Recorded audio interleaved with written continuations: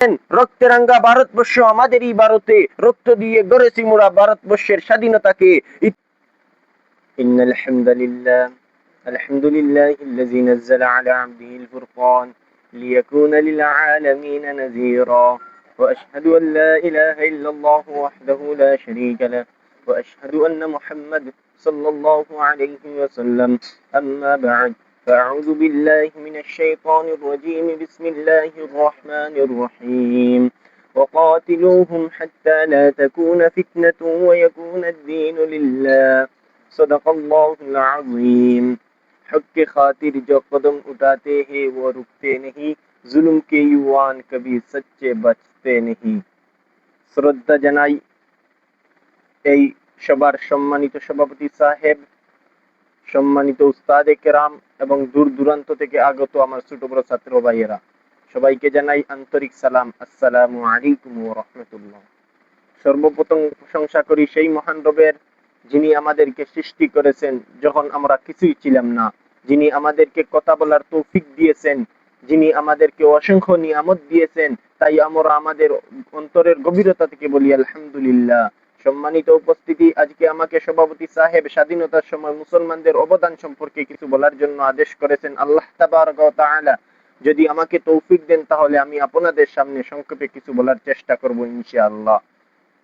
বন্ধুগণ, আমরা সকলেই জানি আজ থেকে ৭৯ বছর পূর্বে এই ভারতবর্ষ ছিল অত্যাচারী ইংরেজ শাসকের অধীনে। ইস্ট ইন্ডিয়া কোম্পানির ইস্যু করে ব্যবসার অনুমতি নিয়ে এই ভারতবর্ষে প্রবেশ করেছিল, কিন্তু তাদের উদ্দেশ্য ছিল ব্যবসা করা নয়, বরং তাদের উদ্দেশ্য ছিল ভারতবর্ষের মাল ধন দৌলত টাকা পয়সা শোষণ করে লুণ্ঠন করে নিজের দেশে নিয়ে যাওয়া। তারা নিজের উদ্দেশ্যের দিকে অগ্রসর হতে লাগলো।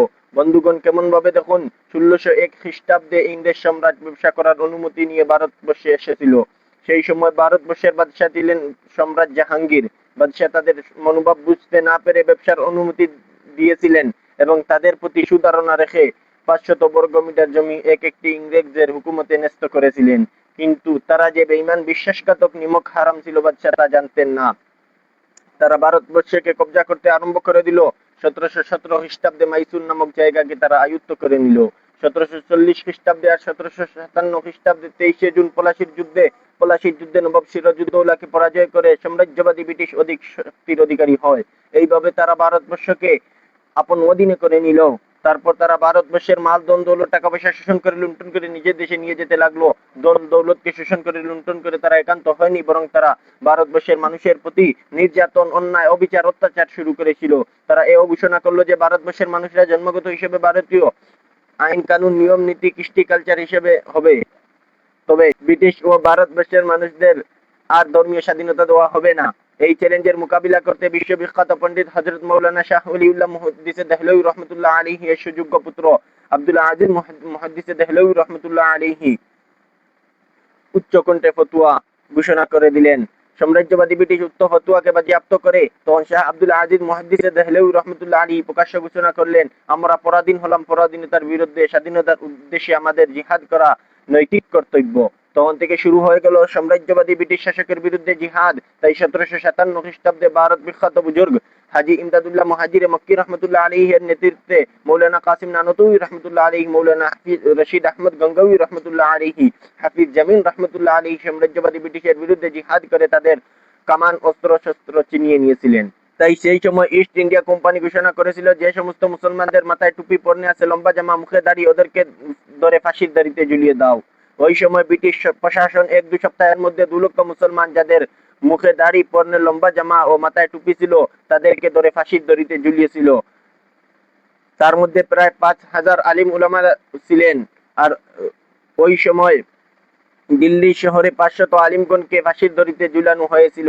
এই সমস্ত অন্যায়, অবিচার, অত্যাচারকে সামনে রেখে সাম্রাজ্যবাদী ব্রিটিশ শাসকের বিরুদ্ধে বিখ্যাত পণ্ডিত হযরত মাওলানা ফজলে হক খয়রাবাদী দিল্লির জামে মসজিদে ৩০০ উলামাগণকে নিয়ে স্বাধীনতা সংগ্রামের উদ্দেশ্যে জিহাদের ফতোয়া ঘোষণা করলেন এবং একাধিক পুস্তকও লিখেছিলেন। সেই সমস্ত পুস্তকগুলি সাম্রাজ্যবাদী ব্রিটিশ বাজেয়াপ্ত করে এবং খয়রাবাদীকে বন্দী করে সেলুনার সেলে সশ্রম কারাদণ্ডে দণ্ডিত করে।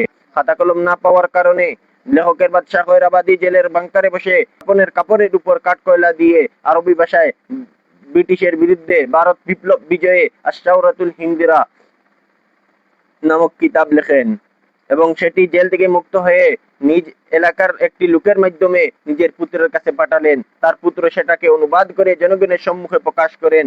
তারপর খয়রাবাদী সেলুনার জেলে মৃত্যুবরণ করেন এবং তার সমাধি সেখানেই করা হয়।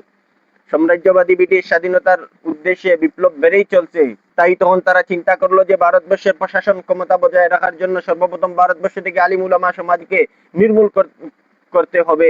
সুতরাং তারা 1864 খ্রিস্টাব্দ থেকে নিয়ে 1867 খ্রিস্টাব্দ পর্যন্ত আলেম উলামার সংখ্যা খুব বেশি নেই। সাম্রাজ্যবাদী ব্রিটিশ আলেম উলামা সমাজকে নির্মূল করে দিয়েছে আর মাদ্রাসা মসজিদগুলোকে চূর্ণ বিচূর্ণ করে দিয়েছে। তার কয়েক বছর পর অর্থাৎ স্বাধীনতার পূর্বে হুসাইন আহমদ মাদানী রহমতুল্লাহ আলী সাম্রাজ্যবাদী ব্রিটিশ শাসকের বিরুদ্ধে ফতোয়া জারি করেছিলেন যে সাম্রাজ্যবাদী ব্রিটিশকে সাহায্য করা এবং তাদের অধীনে চাকরি করা হারাম।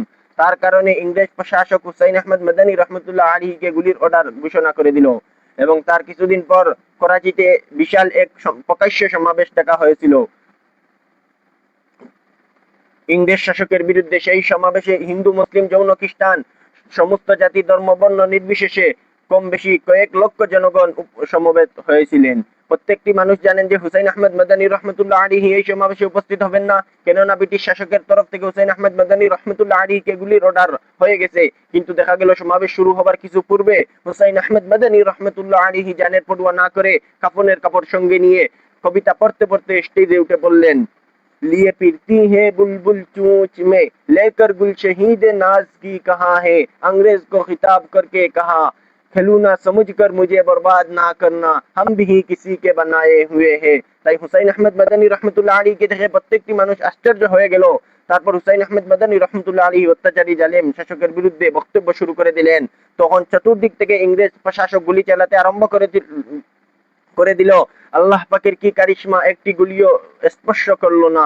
এই ঘটনা দেখে ইংরেজ রাগান্বিত হয়ে গেল। তাই হুসাইন আহমদ মাদানী রহমতুল্লাহ আলীকে গুলি দিয়ে না পেরে অভিযুক্ত করে করাচিতে সরকারিভাবে মামলা চালানো হয়। ওই মামলায় আদালত হুসাইন আহমদ মাদানী রহমতুল্লাহ আলীকে 4 বছর সশ্রম কারাদণ্ডে দণ্ডিত করা হয়। তারপর সমস্ত জাতি, ধর্ম, বর্ণ নির্বিশেষে সকলেই নিজ বুকে টাটকা তরতাজা খুনকে ঢেলে দিয়ে এই ভারতবর্ষের মাটিকে রক্তে রক্তাক্ত করে সাম্রাজ্যবাদী ব্রিটিশকে বিতাড়িত করে এই পরাধীন ভারতকে স্বাধীনতার পতাকা উত্তোলন করেছিলেন।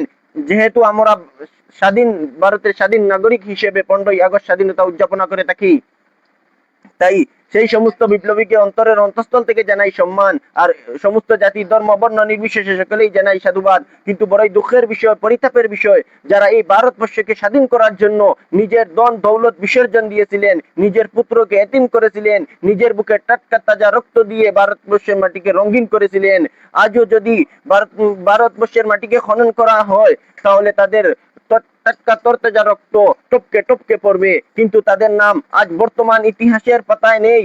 তাই আমি এই সমস্ত বিকৃতকারী ঐতিহাসিকদেরকে বলতে চাই, তারা যতই এই সত্য ইতিহাসকে চেপে রাখতে চায় না কেন, তা কোনোদিনও পারবে না। কেননা আজ থেকে 1400 বছর পূর্বে মহানবী সাল্লাল্লাহু আলাইহি ওয়াসাল্লাম এর পবিত্র বাণী ঘোষণা করেছিলেন, আল হক্কু নূরুন ওয়াল কুফরু বাতিলুন বাতিলুন বাতিলুন ওয়াল কুফরু যুলুমাত।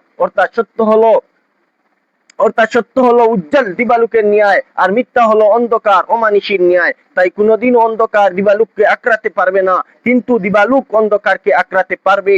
তাই এই সত্য ইতিহাসকে আপনারা মিথ্যা ইতিহাস দিয়ে কোনোদিনও ঢাকা দিতে পারবেন না। এই সত্য ইতিহাস একদিন না একদিন প্রকাশ পাবেই পাবে ইনশাআল্লাহ। हम जुल्म से ना डरे हैं ना कभी डरेंगे, हक के लिए जिएंगे हक के लिए मरेंगे। আর এও আমরা চ্যালেঞ্জ দিয়ে জানিয়ে দিচ্ছি, যেমন ভাবে এই পরাধীন ভারতকে স্বাধীন করার জন্য আলেম উলামারা নিজের টাটকা তরতাজা খুনকে ঢেলে দিয়েছিলেন, তেমনি ভাবে যদি আজও কোনো অত্যাচারী জালেম শাসক উপস্থিত হয়, তাকেও বিতাড়িত করতে আমরাও নিজের বুকে টাটকা তরতাজা খুনকে ঢেলে দিয়ে পুনরায় ভারতবর্ষকে রক্তে রক্তাক্ত করে দেব। তবুও अत्याचारी जालिम शासक के आश्रय दिच्छी ना, देव ना, केनना गिदर की 100 साल की जिंदगी से शेर की एक दिन की जिंदगी बेहतर है।